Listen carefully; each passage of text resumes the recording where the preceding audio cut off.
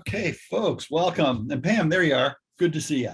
So we have a spotlight talk today from Pam Calderwood, who's the program manager at Lockheed Martin. And she will, if there's time left, take questions. All right, Pam, you're going to be taking some questions as time permits. Yes, that's correct. Okay, great. All right, Pam, the floor is yours. All right. Thank you very much, Harley. And thank you also to Krista and the CONFERS GSSF organization for hosting an excellent panel of both speakers as well as presenters. I know for me, it's been a very informative 2 days, and I'm very grateful. So I am part of the Military Space Advanced Program Department at Lockheed Martin in Littleton, Colorado. I'm leading the Augmentation System Port Interface, or ASPEN engineering team. Let's see if I can get it to move.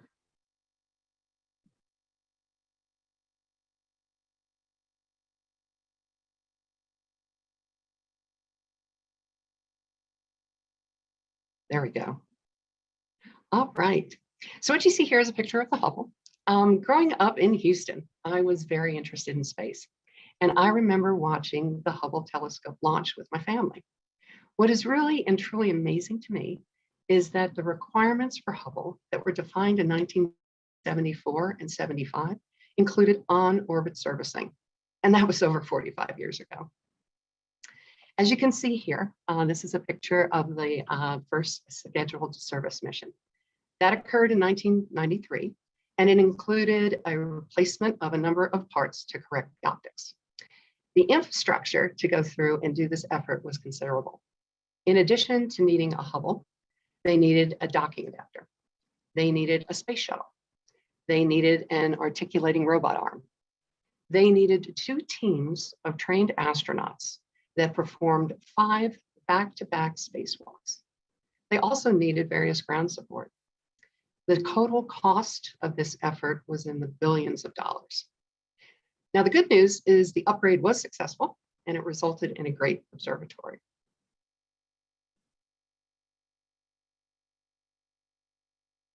Today, however, we are moving into the future. And that future is a new model of space operations and logistics through on-orbit autonomous servicing. Future missions will be easily upgraded, both with on-orbit hardware as well as software. What you see here is a picture of our Augmentation System Port Interface, or ASPEN for short. The ASPEN is shown on an LM2100 bus. To the right, we have a CubeSat, and that's equipped, you can see it here, with our SAV. That's the Satellite Augmentation Vehicle Docking Adapter. The SAV provides the power and the data connections to the host.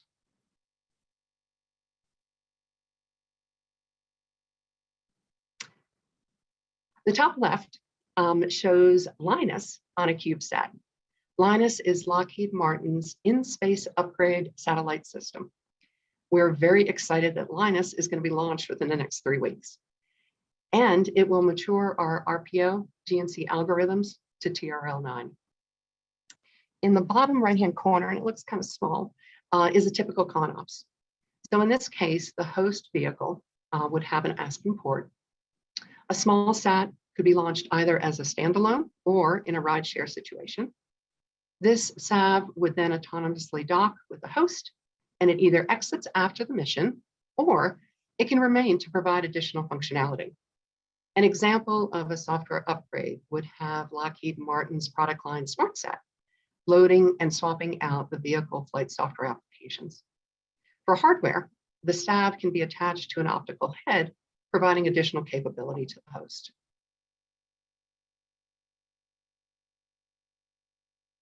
Shown here is an ASPEN prototype. This is one of a family of our products. Docking testing is being performed right now in our Spacecraft Operations Simulation Center, or SOSC. It will improve the design maturity to TRL level 6.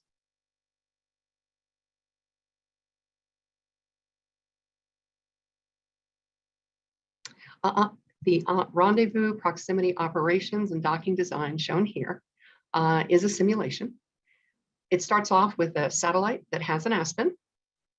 We also would have small CubeSats that would attach with Linus. This would be giving us new capabilities. The CubeSat goes through and starts on its journey, traveling to within 10 kilometers of the host. The CubeSat then communicates with the ground and gets the approval to continue on its journey.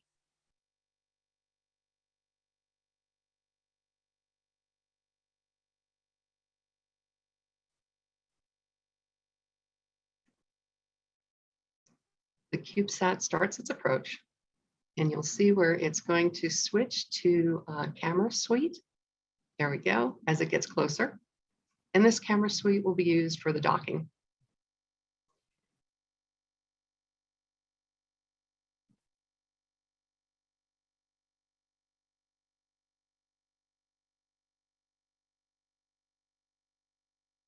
All right, at 20 meters, it will hold and get final approval to go through and perform the docking and perform the upgrading.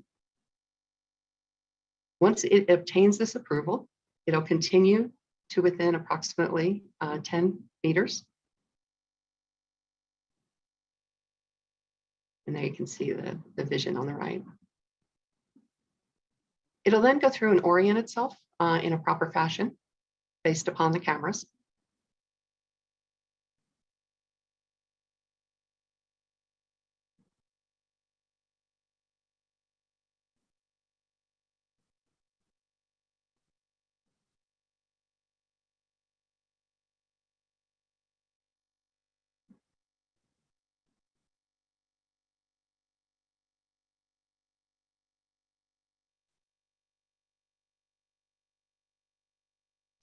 All right, and there's a close-up of the docking.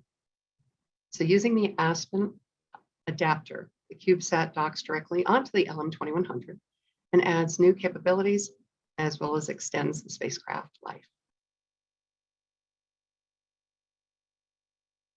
In addition to hardware, we have a digital twin of the actual adapter.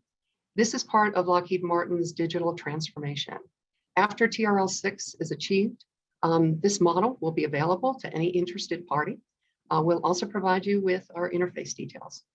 We realize that client vehicles are all unique with unique docking requirements, and this digital twin will be used for such things as helping analyze the forces that are transmitted between both the host and the SAV vehicles.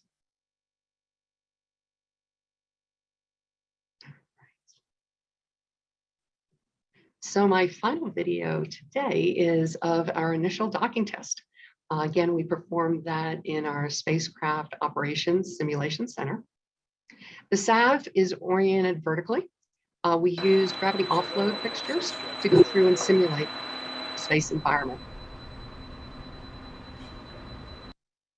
There are 3 pedals on either side that provide a course alignment. You see the dampers, they reduce the imparted energy by the SAV to the host. There you go, you can see it start to get a little bit closer. And then it'll go through and twist in and align. We've got motors that perform both a soft and dock. Take it up. And there you heard the motors release to do the undock maneuver. You can also see the electrical connections on the interface of both pedals.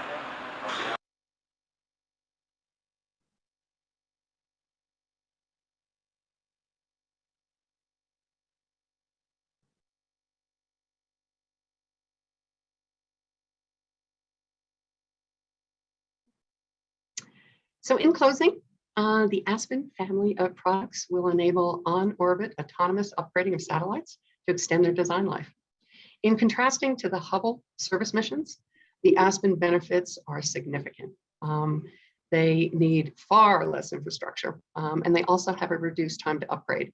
We're talking about days, reducing from days until minutes. So thank you very much for the opportunity of presenting to you. And Harley, I'll turn it over to you. Pam, great, thank you. One real quick question. We've just reached our limit. Yes.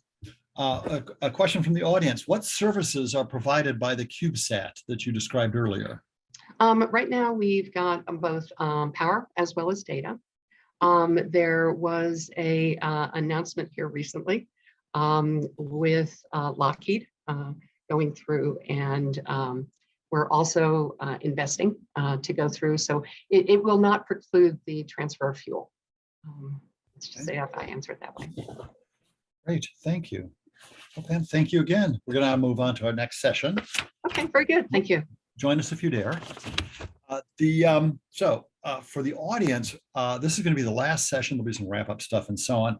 And we're going to do, this is a process or a variant of a process that you all have been used to, or a variant, as I said, of that. So this is servicing over the horizon. How will servicing capabilities enable the space infrastructure of the future? So in this session, several invited guests will outline several specific areas of space infrastructure, including exploration, space science, and space sustainability. We then have a panel of satellite servicing ecosystem companies that will be challenged to outline the ways in which servicing capabilities can contribute to the future, to achieving the future missions. Now, here's a role for the audience. Audience will not be asking questions, but you all are going to vote on which of the 5 presentations you think is most compelling, most moves you, and most sensibly will enable the future. So go to your keyboard and watch for your opportunity to vote on which of the 5 presentations persuades you the most. Now we have, as I said, 4 experts, and they're going to be the ones who are going to be challenging, discussing, asking to extend their observations and their presentations and so on. Rather than read these are also terrific folks, so read their bios, their complete bios. I'm going to read very briefly now all 4 of their bios so we can go right into the presentation, the pre-recorded presentations. So Vanessa Clark is co-founder and CEO of Adamas Space at Adamas. She's an in-space transportation provider. She leads the technical development and strategy for the upcoming 2022 mission and future Atmos services. She's going to be joined by Ms. Jamie Landers, who is the Advanced Programs Director of Business Development at Lockheed Martin, and identifies strategic, commercial, civil, and military partnerships, instituting an entrepreneurial mindset, which sounds pretty neat. In this capacity, she is focused on rapid technology development, aiming to accelerate the pace at which we germinate and fly new space technology demonstration missions. We next have Dr. Claire Martin. She works at Astroscale US in August, and since August 2019, she has been executive vice president. She brings many, many years, terrific years of experience in space technology, management, operations, and engineering to support the foundation and growth of Astroscale. And the last panelist is Dr. Melissa Sampson. She is responsible for strategic development and advanced technology at Ball Aerospace.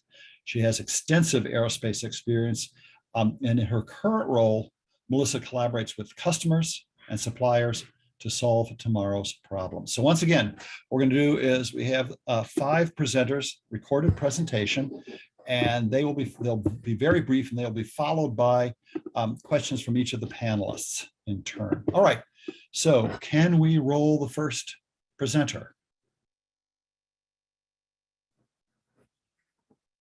All right. My name is Todd Here's Harrison. Todd Harrison. I'm a senior fellow and director of the Aerospace Security Project at the Center for Strategic and International Studies. When I look ahead about 10 to 15 years in terms of what will be happening with national security space, I think that there are a number of trends that are going to continue to develop during those years, and it'll make the space environment very different than what it is today. One of the things we're seeing, I think, is likely to continue is space is going to become more transparent.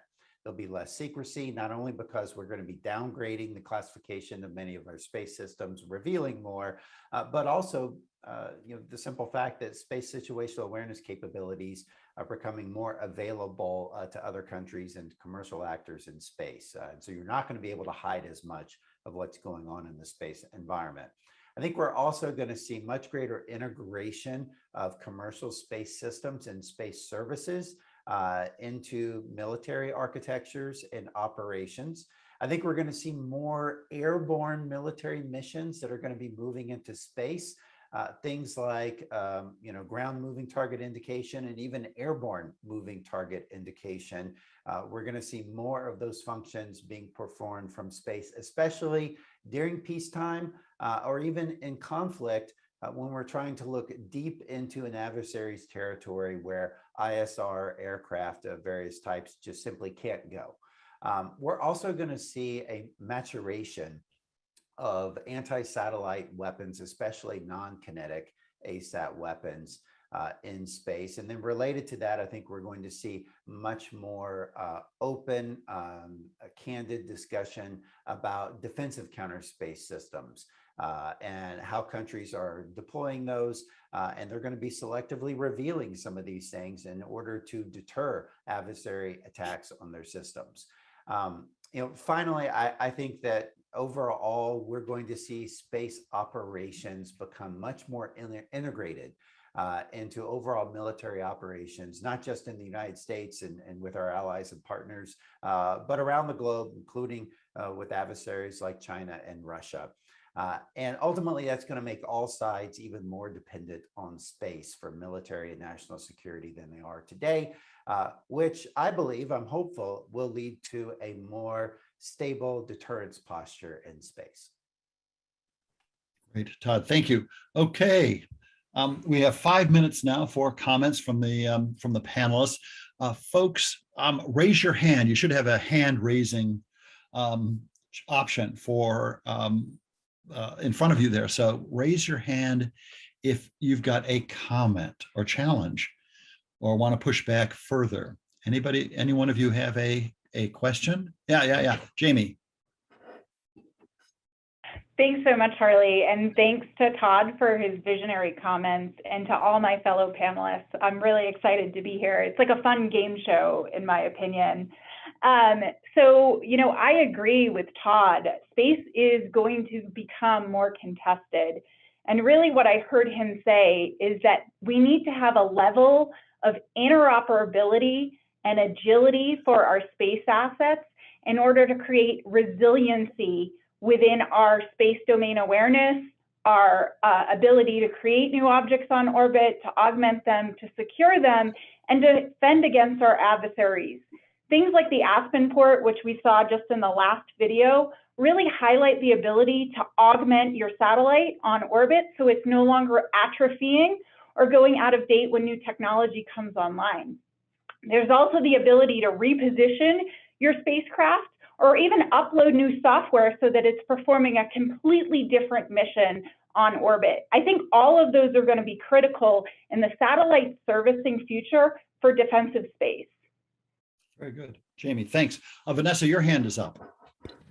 So I agree with the video and I agree with Jamie's comments as well. One thing that I want to draw attention to is how do these developments affect other space operators? How do they affect commercial operators and civil operators? And I think that this is part of the, let's say, core mission of CONFERS. Like, we really need standards and rules of the road so that we can relatively early in an operation detect if something is happening that could be nefarious and allow operators like Atomos and Astroscale to do commercial operations without arousing any conflict or alarm. And so I think that these developments go hand in hand with CONFERS and the work that the group is doing here with standards and policy. Okay, great. Any other questions, comments, observations? I have one. I think my own experiences, which is very limited in the field that Todd was talking about, is that I think that transparency and shared standards and practices may be a seriously difficult challenge to overcome. I mean, the world in which we live in, both with your allies and with your adversaries, a serious challenge. But Todd described, I think, a very desirable future. Last call for questions. I have no problem if we are moving ahead. Okay, so our next presentation will be in space transportation. Let us go. This is Steve Lucky Buteau, Space Portfolio Director for the Defense Innovation Unit. My vision for space in the next 20 years is relatively optimistic based on the many technological advancements we bear witness to today. Within the last year, a growing number of U.S. commercial companies have successfully reached orbit, as have many private citizens, including Sir Richard Branson, Jeff Bezos, and the crew of Inspiration 4. 8 space startups have recently gone public via SPAC transactions that brought an additional $3.5 billion of private investment into the U.S. commercial space sector. The SpaceX Starship successfully launched and landed in Boca Chica, Texas, taking reusability to a whole new scale. And companies such as Planet Capella and many others are providing new insights and awareness of natural and man-made threats impacting lives, the economy, and our environment. We are standing at the threshold of an extraordinary new era in space, but this opportunity is challenged by a rising strategic competition with China, an authoritarian regime that does not share our values of freedom, free markets based on private property, or equality. Ultimately, sustaining U.S. leadership will be hinged on a whole-of-nation North Star vision that unifies and advances commercial, civil, and national security space together for the benefit of all who believe in peace, freedom, and self-determination. We can and will succeed. In the next 20 years, we will see human activity in orbit and on the moon, new advancements in propulsion technology that will enable direct transit to and from Mars, and more nations achieving spacefaring status, which will help to unify humanity towards the preservation of Earth while we advance to one day become a multi-planet species. The future is only waiting for us to act. Let's get started. Okay, Bucky, thanks. That's terrific. And again, a reminder to the audience who has been presenting the most compelling vision for space servicing. Vanessa, you asked to comment on Bucky's comment first. Thanks, Harley. So one thing that Bucky highlighted obviously was human spaceflight and exploration. But in-space transportation is a lot more than that.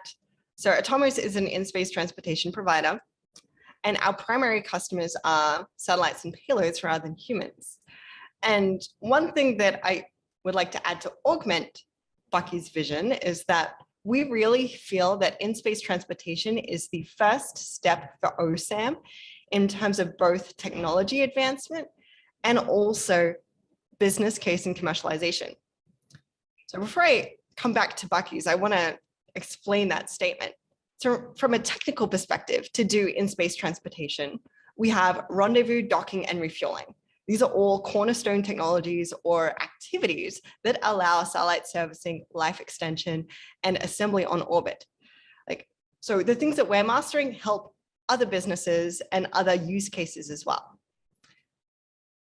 Now, in terms of business cases, we have customers who want to get to orbits that they currently can't reach with existing launch or propulsion architectures, or they want lower costs. So we have market opportunities that exist today without any more infrastructure or any changes to the business models of operators who we want to service. So I really feel that in-space transportation is really the first step in realizing the OSAM and deep space exploration vision that Bucky outlined. Right. Now, one other thing that I want to add, where I really agree with him, is advanced in-space propulsion. So really, propulsion today falls into a couple of buckets. One thing that is really exciting is the development of advanced systems just for in-space transportation. So systems that aren't used for launch vehicle upper stages, systems that aren't used for station keeping, and systems that aren't used for the primary launch leg. These systems that can be high power electric systems, nuclear thermal systems, or nuclear electric systems that combine the two technologies are what we're using that enable us to serve our customers better, but then also enable what Bucky was talking about with rapid transit to Mars and the asteroid belt. And so I'm really excited that we have a business case that allows us to mature the technologies to also use for those applications. Okay, very Thank good. you. Very good. We've got literally a couple of minutes left. Would any of the other folks like to make a comment? You raise your hand or just wave at me if you can't. Oh, there. Hi, Claire. Go ahead. I can wave as well, Harley. Hi. Oh, okay. Sometimes I have a hard time seeing either, but if you would do both, I'll catch you. Okay, no problem. I really just kind of wanted to kind of compliment Bucky on his vision. I love a big, ambitious vision, and this is definitely that. Sort of to supplement onto what Vanessa was saying, the ultimate goal of Bucky's vision was to become a multi-planet species. And to do that, we have to get past the gravity well. And the only way to do that, I think, is through on-orbit servicing.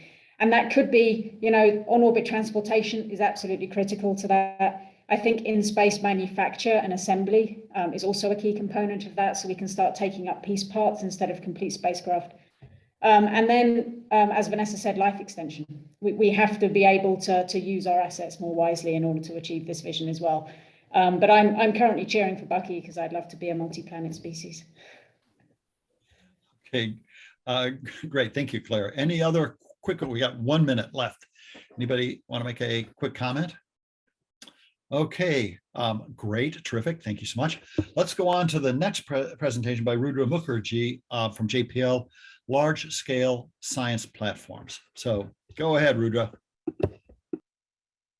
My name is Rudra Mukherjee. I'm a robotics technologist at NASA's Jet Propulsion Lab. I'm also the founder and the lead for the Space Smart think tank, which is an independent and autonomous body of more than 40 individuals who share their leadership experience to envision a future of space enabled by the cumulative capabilities of in-space servicing, manufacturing, assembly, robotics, and transportation, or SMART for short.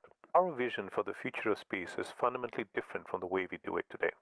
We envision space as an ecosystem of persistent assets that form a robust in-space infrastructure of supply chain, logistics, and construction.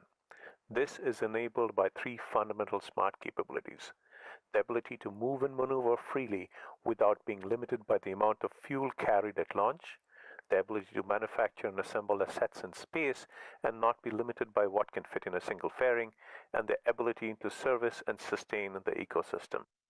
Whether it be fuel depots or service stations in space, or large apertures and platforms that host payloads, we have to make persistence ubiquitous across all of space. The first step towards that may be to reimagine the spacecraft as a persistent platform. Shown here is one of many different ways of achieving this. Irrespective of the implementation approach, there are 5 fundamental steps that are common to the architecture of persistence in space. 1, we have to be ready to launch parts and pieces and not only fully integrated and complete systems. 2, we have to design payloads and instruments as modular elements that are robotically replaceable in space.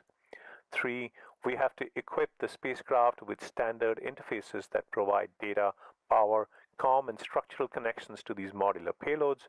And we have to buy into robotic assembly and manipulation as a regular element of our in-space operational paradigm. Finally, we have to enable and leverage cost-effective resupply or revisit missions to the spacecraft. If we do this, we can achieve new ways of operating in space. Consider Earth science as an example. The A-train with its many different spacecraft is the current state of art. What if we can put all those instruments on a single platform using SMART capabilities? We would be able to observe phenomena on Earth using spatially collocated and temporally concurrent measurements from those diverse instruments. This would enable us to model Earth as a system through deeper understanding of the coupling between different observed phenomena, something that we cannot do today with the state of art. And such a platform could map to many different applications across national defense, space science, and commercial interests. From in-space qualification and V&V, STEM experiments, to payloads for situational awareness, climate science, meteorological data, and even new business ideas that we haven't yet harnessed. Persistent platforms could host a whole range of payloads for diverse different applications. We believe our SMART vision for space as an ecosystem of persistent assets maps to many current national priorities such as climate science, cislunar exploration, and protecting national interests. It enables new functionalities that build on commercial launch capabilities and enable sustainable space while spurring technology innovations. And there are clear strategic benefits of adopting the SMART vision that range from growing the space economy, creating new jobs, STEM education, as well as increased US leadership and collaboration in the international domain. Persistence in space is the future. There is only one question: are we ready to embrace it? Okay, all righty, folks. Here's another presentation. This will be interesting to see the votes on all 5 of these. Okay, Melissa, would you like to comment on Rudra's presentation? Great. Thanks, Harley. This particular vision really resonates with me. It ties together the 2 other visions that we've seen. In-space transportation is a very important part of this, as well as potential national security applications. In looking at persistent platforms, and particularly the concept of modular instruments and payloads, that brings us the ability to repair, replace, and upgrade payloads and instruments autonomously, utilizing on-orbit satellite servicing. Concurrent science measurements as well off of a single platform would greatly increase our ability to understand not only our Earth, but also the solar system around us. Currently today, there's only so many instruments that you can put on a single satellite. That also greatly increases the complexity of that single satellite. And if an instrument fails, we don't have the ability today to autonomously replace it or repair it. With a persistent platform and the modular payloads, it also gives the ability for payloads to be launched when they're ready. So instead of a bunch of payloads waiting for a single payload, they can go up on orbit and start performing the science as soon as they're ready. And the ability to upgrade technologies, both in terms of hardware and software. The persistent platforms for science would be a game changer. There's always more science to be done. Thanks, Harley. Melissa, excellent. Thank you. Other comments, observations? Yep, Jamie? Thanks so much. I agree with both the vision and what Melissa said as well. And what I really heard was all about space sustainability. How do we create a more sustainable environment for humanity to operate in? And when I think about sustainability, you know, growing up in the 80s, it was always the 4 R's: reduce, reuse, recycle, and you know, figure out a new way or repurpose, right? And so for me, I think his vision, the SMART vision, really does that. It looks at creating platforms on orbit that are not only modular and interoperable, but actually can be assembled and built. And I think one of the key pieces of that is not only on-orbit manufacturing, but the joining, welding, and assembly to create those large structures in space. In order to do that, we're going to have to rapidly demonstrate the capability of building 20-meter, 100-meter, 350-meter, a football field, and more objects on orbit. In order to do that, we need to understand and characterize how both metal and composites are going to perform in a zero-G environment. I would love to see that as a future demonstration. Making a great case. Okay, we got about 2 minutes left. Anybody else want to make a comment, an observation? Yeah, Vanessa. So one thing that I really liked about this vision is that it acknowledges that how we do business today and how we operate today is really constraining. And it presents ways to remove those constraints, like in-space transportation, on-orbit assembly, like the first steps that he outlined, like really allow us to move away from a fair and constraining what a spacecraft or a space platform looks like. And like that first step is really what feeds into the rest of his vision. And that's something that I really agree with and that I'm sure we're all working towards. Okay, great. Excellent, Vanessa. Thank you. 1 minute left. Anybody else want to make the 1 minute equivalent comment? Okay, great. Let's go. Thank you. Let's go to the next presentation, which will be by Mike Gold. He's going to be talking about cislunar space and exploration. Good afternoon, and thank you to CONFERS for organizing the Global Satellite Servicing Forum and all of you for participating in this important dialogue. My name is Mike Gold, and I'm the Executive Vice President for Civil Space and External Affairs at Redwire Space. Before joining Redwire, I served as NASA's Associate Administrator for Space Policy and Partnerships, as well as Acting Associate Administrator for NASA's Office of International and Interagency Relations. But most important of all, I'm a Red Sox fan. While it pains me to quote a New York Yankee, I think Yogi Berra's famous statement that it's tough to make predictions, particularly about the future, is apropos. However, I'm willing to defy Yogi's warning and take such a risk to make predictions because I believe in humanity's future in space. We are experiencing a second golden age of space development. And in 15 to 20 years, I'm confident that the seeds we are planting today will germinate, creating a dynamic and exciting future in cislunar space and space exploration generally. Specifically, I foresee satellites and robotics merging to create something entirely new that will dramatically improve communications and remote sensing. These new systems will leverage many of the in-space manufacturing technologies that we're developing at Redwire today. The satellites of the future will build themselves, resulting in gigantic structures in orbit that will, again, revolutionize life on Earth. Orbital servicing, assembly, and manufacturing will finally free humanity from the tyranny of the rocket fairing. Moreover, the private sector will have picked up the torch that was lit by the International Space Station, and there will be private sector space stations, some crewed, some crew-tended, and some completely autonomous, supporting whole new industries in space. New medical treatments and whole organs will be created in orbit. Advanced fiber optics will be produced, leveraging the microgravity environment, substantially enhancing future communications. Additionally, on our commercial space stations, new crops and seeds will be developed that can flourish under the harshest of conditions, preventing famines and giving countries new tools to deal with climate change. Generally, advances made via microgravity manufacturing, research, and development will feed the hungry, heal the sick, and bring humanity together in ways that we can't even imagine today. Moreover, the moon will have become a hub for the exploration of the solar system.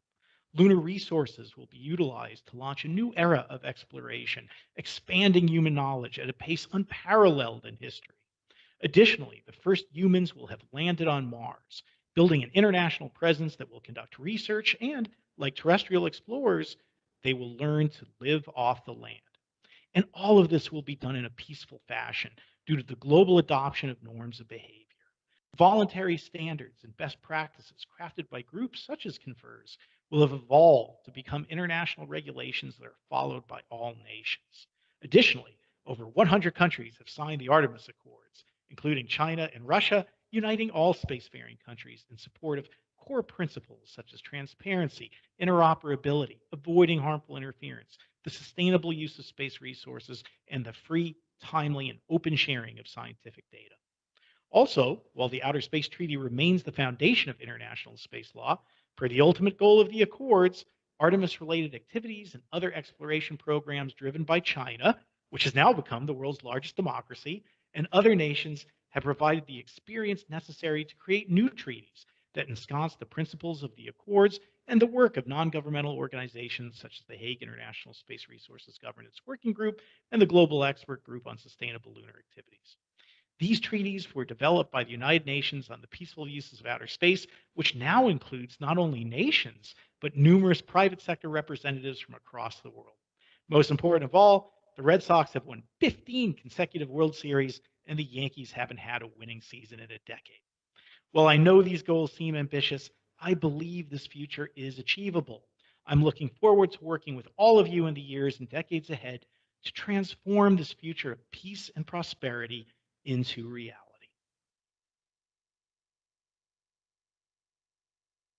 Great. Thank you, Mike. All right. Very good. I think, Jamie, you really wanted to respond to.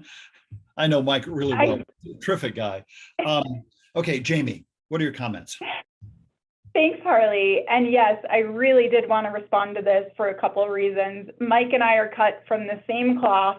We are both Red Sox fans, and we are both hopeless optimists. And when I have a bad day, I'm going to rewatch Mike's video over and over again, just to think of the bright future we all have ahead. But in that vein, I'm also going to quote somebody who was a Red Sox player and then became a Yankees player, and this one's from Babe Ruth.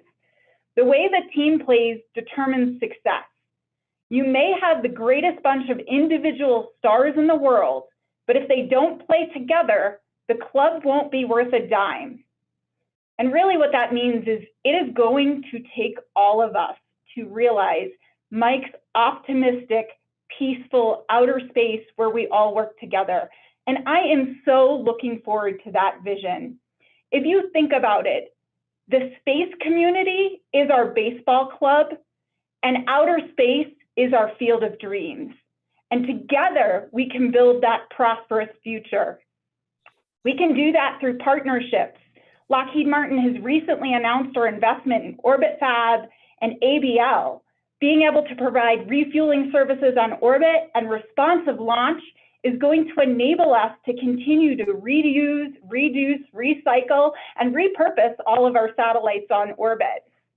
Really, I'm calling from the moon today because I loved his vision of the moon as a hub for outer space exploration. And in order to do that, we're going to have to make advancements in nuclear propulsion, harnessing the power of the sun with power beaming to solve some of our greatest problems here on Earth. Mike's really talking about an outer space that is for the benefit of all humanity. And I love that idea. Satellites providing predictive analysis and commercial weather in order to understand how our populations are affected as a whole. Growing food on orbit. I was a NASA tomato seed scientist in the 4th grade. We grew seeds from the International Space Station, and I'm passionate about food and understanding how we solve our food scarcity problems here on Earth with increasing our technology and understanding in outer space.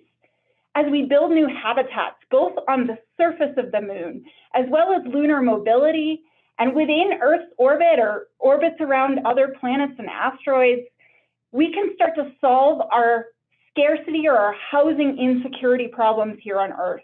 We can really harness the power of technology development to rapidly start solving all of our problems that we have here, to combine as one humankind, and to push further away from our home planet and start to populate other civilizations and the stars. Wow, Jamie, terrific response. I'm almost out of breath. That was great. Anybody have, we got about a minute and a half. Does anybody else have a comment? Yeah, there, Claire. Thanks, Harley. I will refrain from offering any baseball predictions. That is definitely not my area of expertise, but it sounds like Jamie and Micah have got that covered. I really wanted to pull on one thread in Mike's vision, and that was his reference to policy and norms of behavior. In order to be successful in on-orbit servicing, it is absolutely a team effort across all different industries, elements of industries, as Jamie said. But we also need to be able to move forward the policy aspects, in addition to the technology aspects, and also the business side of things. We need those three things to all move forward together. And by working together and enabling each other, that is how we will succeed and start growing tomatoes in orbit. Great. Claire, thank you. We've just about run out of time for this one. So excellent presentation by Mike, Jamie, and Claire's response. All right. Next one up is Bhavya Lal, who's going to be speaking about sustainability and orbital debris.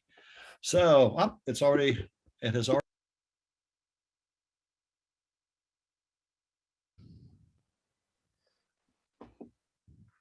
Hello, my name is Bhavya Lal, and I'm a senior advisor to the NASA administrator. I am delighted to be providing some closing remarks at the forum. So, in the 64 years since the launch of Sputnik, the exploration of space has offered immeasurable benefits to the world. Space-based activities provide global communications, navigation and timing, assessment of climate change on a global scale, very important for NASA, weather forecasting, and so much more. It would not be an exaggeration to say that space-based activities have transformed our lives. Now we are in a new age of space development, full not only of opportunities, but also challenges that we didn't anticipate. Let me give you some examples. On-orbit servicing, assembly, and manufacturing, an area very close to my heart, may upend our current Earth-centric paradigms, but will also force us to think about rules of behavior when we operate in space as fully as we do on Earth. Constellations of satellites will provide broadband to parts of the world never connected before, but that also brings challenges when tens or hundreds of thousands of satellites will need to operate in close proximity without colliding with each other. CubeSats built by elementary school children will inspire them to change the future of humanity but also create debris as we grow the number of satellites with little ability to maneuver. The list of challenges, many of them we still don't fully understand, is long, but at the heart of many of these challenges is growth in the number of objects in the most important orbits around Earth. There are more than 100 million of these objects currently in orbit, ranging from tiny dust particles and flecks of paint from satellites to spent rocket bodies. Many of these objects are too small to be tracked, yet they present the most near-term mission-ending risks to the operational spacecraft. NASA has paid attention to this problem from the very beginning of the space age. NASA was a founding member of the Interagency Space Debris Coordination Committee. NASA has been instrumental in supporting the US delegation to the United Nations Committee on the Peaceful Uses of Outer Space, called COPUOS, to develop the COPUOS Space Debris Mitigation Guidelines and the guidelines for the long-term sustainability of outer space activities.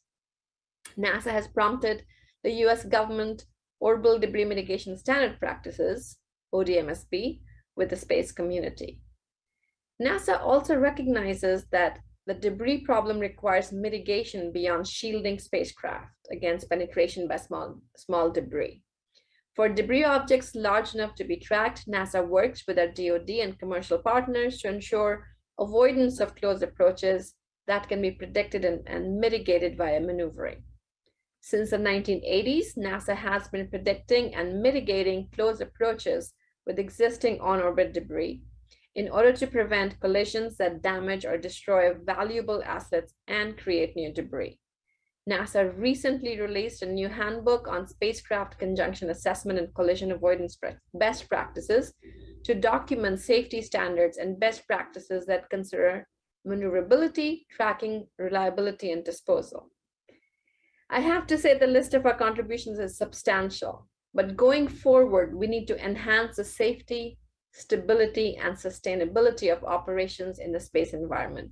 What does that mean? Looking out in the next decade or two, and this is where I talk about my vision, I see us having improved SSA, space situation awareness for debris, especially small debris in LEO, to better protect future space missions. I see us to have achieved better global compliance with orbital debris mitigation best practices to slow down the debris population.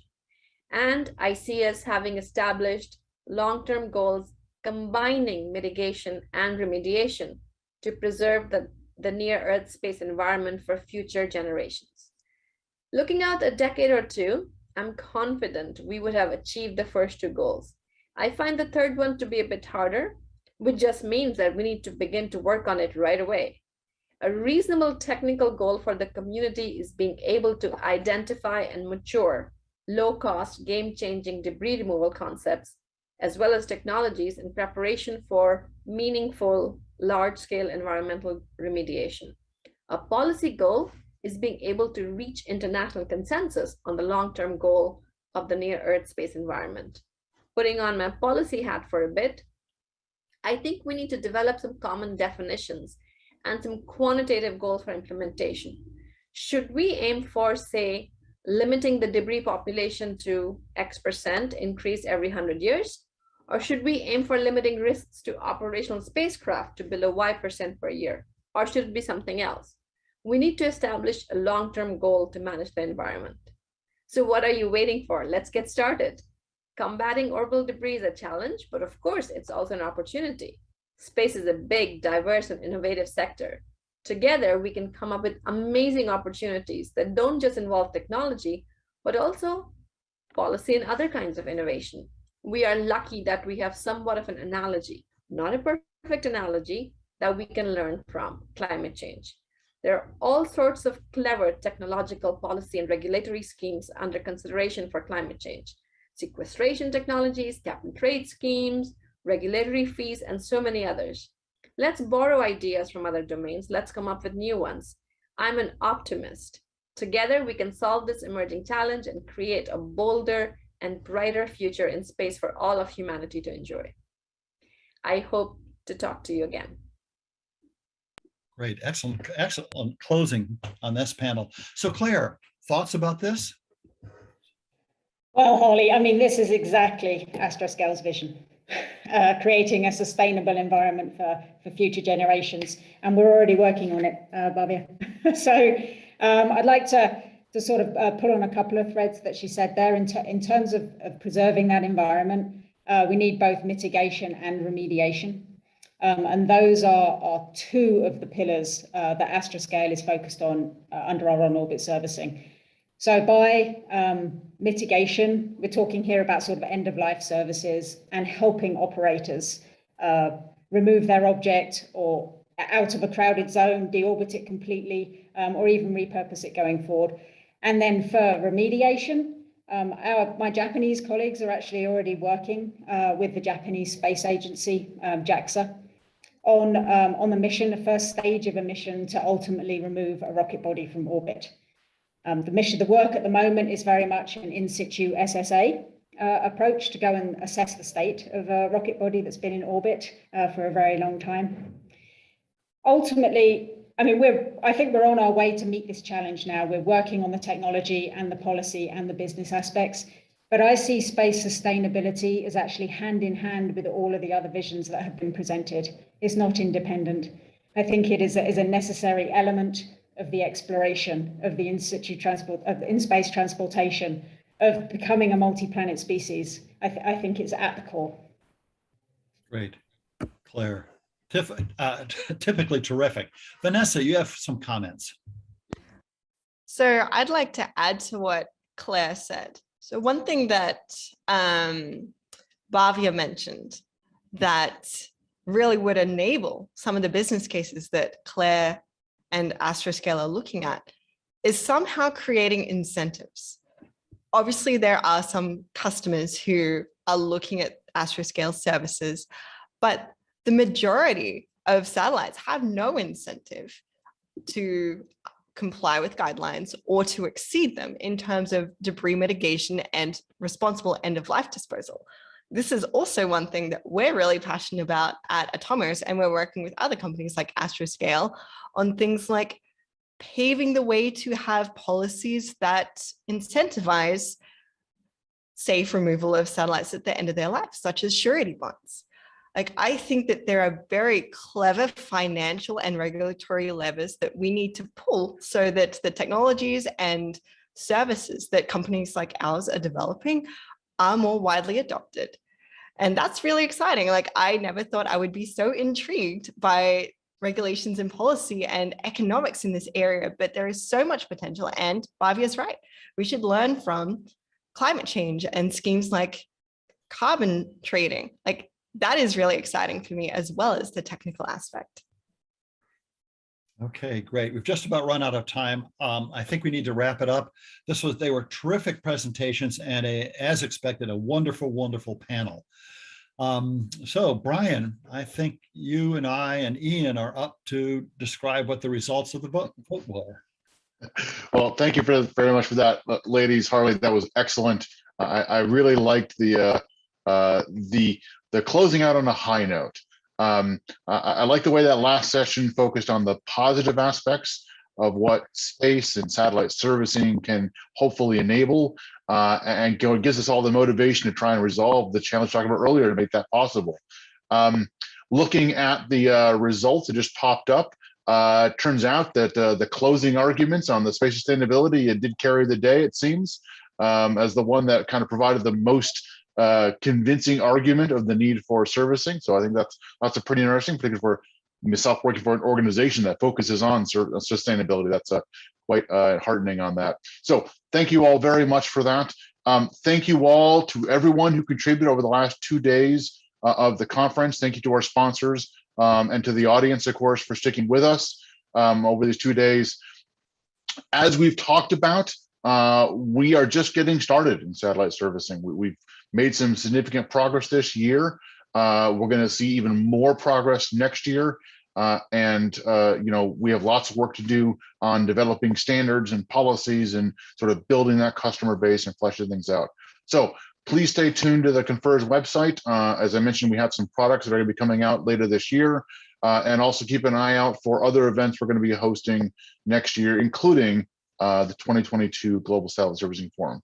So with that, Thank you to everybody, and we'll sign off here. Thank you.